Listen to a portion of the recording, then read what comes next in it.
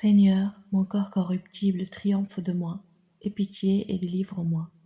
Mon Dieu, qui est aussi compatissant que toi qui me combles de tes bienfaits et me désaltères de ton amour. Ton éveil spirituel te délivre de chuter. Ton œil, Seigneur, veille sur moi, me garde et me protège. Me voilà entre tes mains, fais de moi ce qui te plaira et donne-moi la force. Prépare-toi à affronter ton ennemi et mets tes armes spirituelles. Ta fermeté dans ta vie spirituelle te protège des chutes du péché. Ton réveil pour prier au lever du soleil te donne une force divine. Fidèle est le serviteur qui se donne entièrement au service de la paroisse. Ton activité spirituelle croît et se renouvelle quand tu pries matin et soir.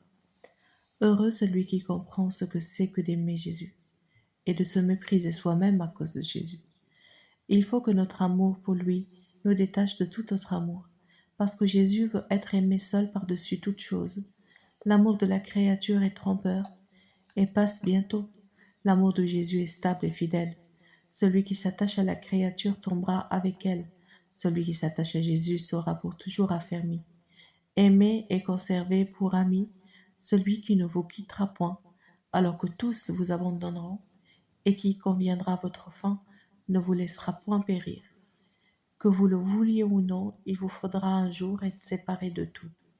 Vivants et mourants, donnez-vous donc près de Jésus et confiez-vous à la fidélité de celui qui seul peut vous secourir. Lorsque tout vous manquera, tel est votre bien-aimé, qu'il ne veut point de partage.